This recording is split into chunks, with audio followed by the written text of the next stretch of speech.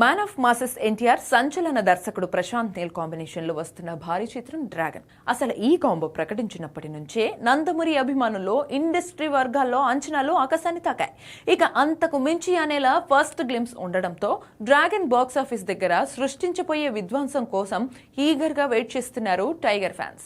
ఈ నేపథ్యంలో తాజాగా ఈ సినిమాకు సంబంధించి ఒక క్రేజీ అప్డేట్ సోషల్ మీడియాను షేక్ చేస్తుంది.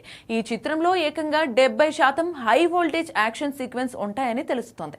మిగిలిన 30% కథ, ఎమోషన్స్, క్యారెక్టర్ డ్రామాకు ప్రాధాన్యత ఇస్తూ స్క్రిప్ట్ ను అత్యంత పవర్ఫుల్ గా తీర్చిదిద్దినట్లు ఇండస్ట్రీ టాక్.